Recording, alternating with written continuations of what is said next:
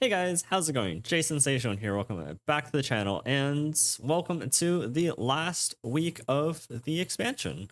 After this weekend, we're going to have the seasonals, and then the following week, we're going to be having the new expansion, which is really hype and cool because there's the Master Yi and then the Kane and then all the other stuff, Nora and all the other champions to come. So very excited about that. But let's stick to the present before we get too far ahead of ourselves. For anyone who is trying to make that last second effort to hit their goal of rank, whether that be like plat, diamonds, masters, gold, whatever it may be, or if you just want to try to secure a spot for the upcoming seasonals, you do have, I guess you really only have 2 days from now, but if you are just like trying to hit whatever rank goal you have, you do have an entire week until next Wednesday.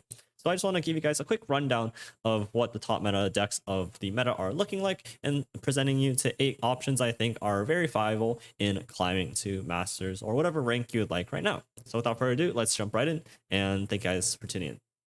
So let's start with the first deck, and this is a deck that has sort of hit the master ladder by storm. This is Pirate Aggro, but it's a little bit different than what I think a lot of people are normally used to. This is running cards, 2 cards that it didn't run before, and those being Eye of Nagakaboros, as well as Riptide Sermon, the Alawi package cards down here. Sorry, you guys can't see that with my face blocking the way. But this sort of deck was, I believe, popularized by 4LW, the fantastic Brazilian deck builder, and he just slapped in these 2 cards, and all of a sudden the deck had a lot more reach, because not only did it have the refill with Eye of Nagakaboros, allowing you to further the game, and how much further along the game you could even still push unit damage. You also have Riptide Sermon, which is a fantastic tool of just applying pressure, killing one of your opponent's units, summoning a 3/3, as well as dealing 2 damage to your opponent's face. Just made it a tri-beam that allowed this aggressive deck to just, again, take control of turns 4 through 6 and still be pushing damage through that length. There were a few cards that did get nerfed, such as the Crackshot Corsair, as well as the Legion Demolitionist, but those have been cut from the list in favor of some of these kind of cards. Now, the remainder of the deck is still the same. This is just aiming to apply pressure turn after turn after turn, curving out super fast, and you have Misfortune just as a little bit of a resource in order to slim down some of your opponent's blockers. It just disallows them to get trades using any sort of 1 health chump blockers, which is, always a popular option throughout whatever metas. Twisted Fate just to clean up very nicely. But the deck itself is all of a sudden just has a lot more game in the mid game and going into turns 4, turns 5, where normally Pirate Aggro just never push any more unit damage after that point and just try to burn you out. But now that it has more draw as well as a little bit more burn, it just has a little bit more legs in order to get to the next couple of turns. And right now this is the most played deck, as well as probably one of the highest win rate decks out there on ladder at a whopping 57% or so win rate. And the benefit of this deck is that it just beats Kai'Sa. It just beats Kai'Sa for the most part, and it just really runs over any sort of deck that doesn't have healing, even into traditional matchups that a lot of people thought were favored, like Scouts, Draven Scion. Pirates just has a lot more reach and can just burn you down from a lot higher point. So it is probably one of the highest represented decks right now on Masters ladder, and I guess any sort of diamond up, plat up ladder, and for rightful so, because I think it is quite powerful and definitely a very fast deck to climb with as well. Onto the second deck, we have, of course, Akshan Kai'Sa. Now, there are 3 different versions of Kai'Sa decks floating around on ladder. There's the Akshan Kai'Sa, the Sivir Kai'Sa, and the Mono Kai'Sa, which is still pretty decent all in its own. All 3 decks play on a very similar game plan. And all 3 decks have considerably slowed down given the recent changes to Kai'Sa, as well as Supercharge, no longer being the ultra fast turn 5 try to OTK combo. It plays for the late game with 3 copies of Void Abomination just to provide you with that additional value, as well as just late game bombs that just make it so difficult for your opponent to deal with. Between the 3 different versions, this one just had the highest play rate, and all of them have a pretty similar win rate. Now, when it comes down to Kai'Sa, even though she did get nerfed, she still remains a very dominant and powerful card, as well as a deck archetype. because her whole evolve thing, just being able to hit evolve on turns 3 to turns 5, just gives you a lot of pressure with cards like Void Blaster, which just becomes a 6 mana 4/4 overwhelm, as well as Belvet the Elder Voidling, which just become overstated units for their cost. Because we have slowed the deck down, we're no longer super focused in on the combo. We can now add a little bit more flexible slots, such as rallies for Golden Aegis, Rite of Negation, as well as Concerted Strike, which just gives the deck a lot more agency in its removal options when it's not attacking, and a lot more flexibility in protecting its cards. So definitely the second best, or maybe even the best as an overall just approach, because it's just so good into a lot of things. It's good into the smaller Demacia decks. It's still even good into the Vengeance decks. Now that you have 3 Void Abominations at your top end, and it can still cheese out games against aggro decks because you do have Radiant Guard and you do have the ability to high roll how fast you hit the evolves. And you do have Rangers all over. Some decks have Chain Vest or other ways of granting tough that allow you to just gain some surprise value trades in order to sneak your way through and stabilize. And that being said, even against aggro decks, you can still go for the turn 5 Kai'Sa plus Blinding Assault into second skin kind of combo, and that often or not is enough to just completely slow down any aggro deck in its steps. Definitely the first, or maybe even the best deck overall to climb with, but definitely a very, very strong contender.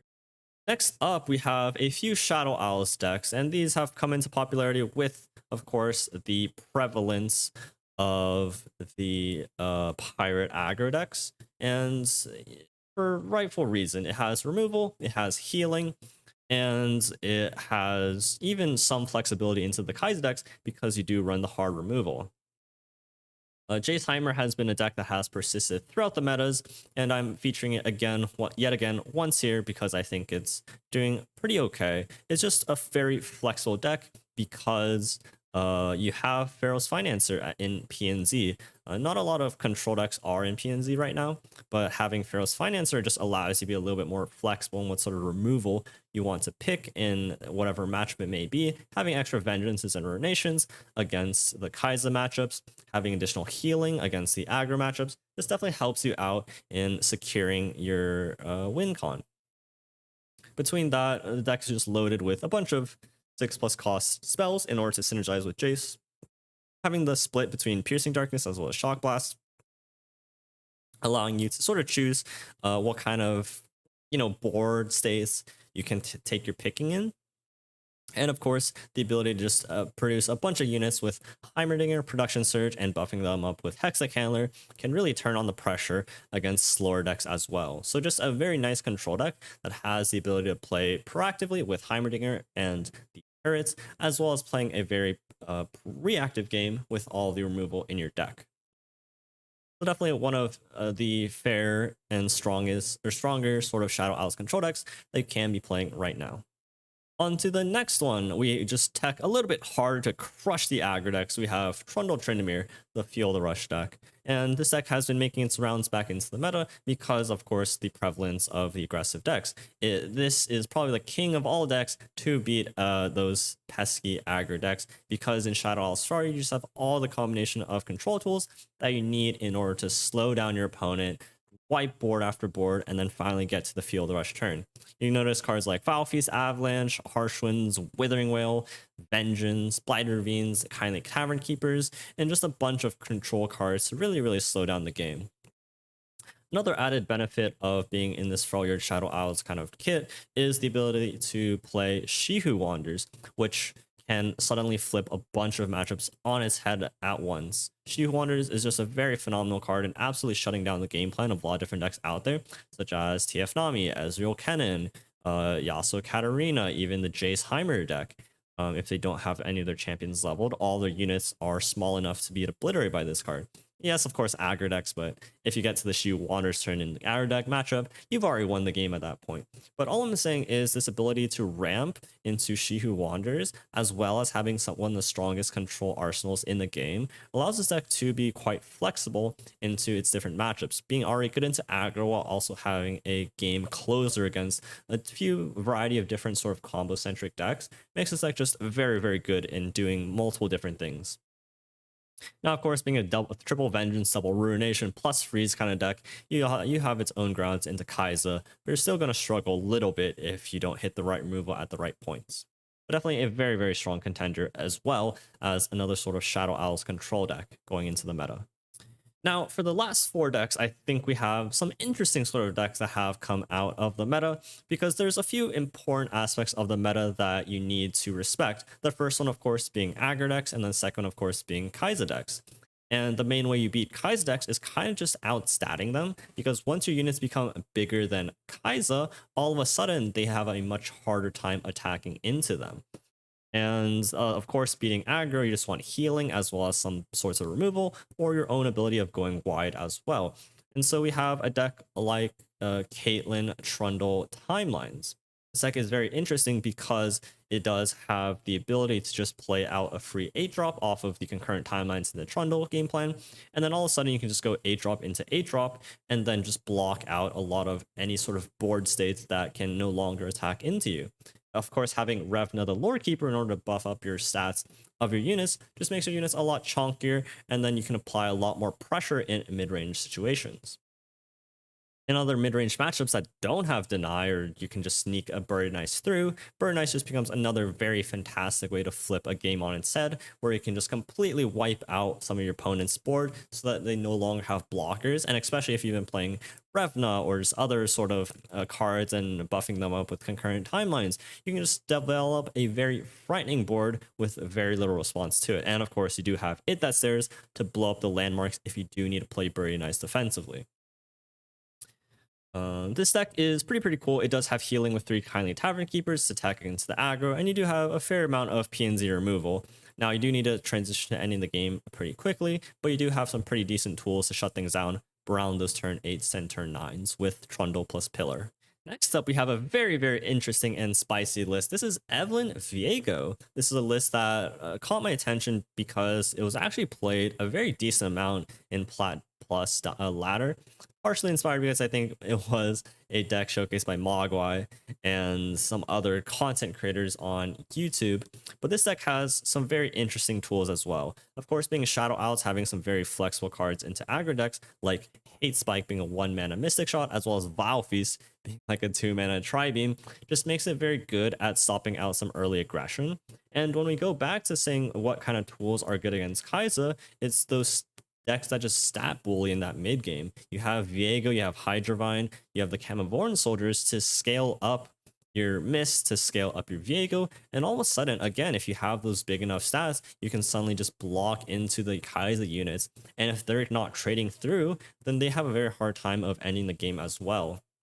With the added benefit that you are a Vengeance deck, with the added benefit that you do have Atrocity for reach, with the added benefit you have some healing off of Neverglade Collector, this becomes a very interesting deck that is able to showcase Evelynn in a pretty cool light. So it's really cool to see that Evelynn is finally sort of finding a home. And I think there have been some experimentation with other Evelynn decks out there recently that have been sticking to some mild success. But this one has definitely surprised me in how popular, as well as how much of a pretty decent win rate it has into the recent meta, that I did want to showcase it here for you guys to try out and for yourselves. But on to the next deck. Next, we have a very interesting deck as well. This, I think, popped up to my attention in some tournament play over the last weekend, but this is a Gwen Katarina deck featuring Eternal Dancers as well as the Ruined Reckoner combo. If you guys haven't seen this before, it's a kind of sort of cheesy way of getting a sort of infinite loop going on. Because you attack with Eternal Dancers, you might have Ruined Reckoner as the strongest ally that's died, and then you can just infinitely cycle Eternal Dancers, Ruined Reckoners, and get the free attacks going on. Now, this isn't super combo focused because it's not running like the survival skills package in order to give your Eternal Dancers that can't be killed, but this plays out for a little bit more mid-rangey. Not only do you have the rallies from Katarina to abuse the additional stacks off of Hollowed, you also have some really interesting cards that you can actually revive from the Eternal Dancers that I think fits this deck pretty well, and namely Fallen Reckoner, a card that really hasn't seen much play, but it's a 5 mana that on summon, it just prevents the weakest unit from blocking, and when it dies, it gives you another unit that can prevent units from blocking. And if you see where this is going, if you attack with Eternal Dancers and you summon either the Fallen Reckoner or the Risen Reckoner, that just all suddenly just burst speed removes an opponent's blocker from blocking, and that can be very very high pressure way of closing out the games.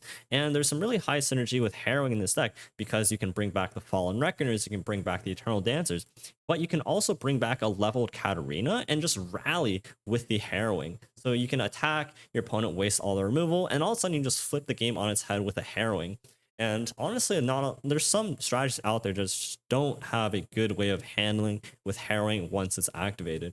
And I think that this deck has some really interesting legs as a pretty decent sort of mid-range deck, because you do have Flocks, you have Hate Spikes, you have some pretty decent removal, you have some Draw with Glimpse Beyond, and you actually have a pretty decent strategy going on for you. A very high pressure game plan because you also have Fearsomes, stun cards, but also the ability to just remove blockers out of the equation is a very, very cool and very interesting concept that does make use of Gwen and the Hollow keyword. It's definitely a deck that has caught my attention. I kind of want to try this out. I'm not sure if I have time before seasonals, but definitely a deck that I would love to cover a little bit more in the future. And then lastly, we have Poppy Taric, another deck that I think that has been more popularized since the tournaments that have happened in the last couple of weeks and weekends. This deck honestly has just also fallen in and out as we go on to this sort of like trying to stat bully, meta, where we have a lot of challenger cards that can and help slow down those aggro matchups, but also try to outstat some of the more mid-range decks. And because you do have 5 rallies and 2 concerted strikes, you can get really, really fast with Taric and Poppy in order to just completely shut down your opponent's game plan. Because realistically, a lot of mid-range decks don't actually have a lot of interaction. Noticeably, the Kai'Sa decks running very limited interaction outside of 2 concerted strikes at most. You can sort of cheese your way through with Poppy and having the combat tricks as well as the Taric buffs in order to stat bully your opponent out of the game. And because you have a lot of challengers, you can dictate what trades you want to take. And with Poppy buffing up your challengers, all of a sudden, you can just really quickly get a lot of value trades and take over the board state with the combination of challengers and rallies. I think another candidate that is pretty good into aggro can maybe cheat its way through Kai'Sa, as well as having a bunch of rallies that can keep control in touch. And that's going to conclude the 8 decks that I think really popped out from the meta in this past week or so. So if you guys are looking to make that last effort climb in the last week of the season, all these lists will be included down below in the description for you guys to check out. But thank you guys so much for watching. We'll have Jeopardy out tomorrow for you guys, so that should be a very fun episode. But thank you again for watching. If you enjoyed and made it all the way to the end, appreciate it if you leave a like and subscribe to the channel. But thank you guys so much for watching, and I'll catch you guys next time. So peace out, guys, and take care.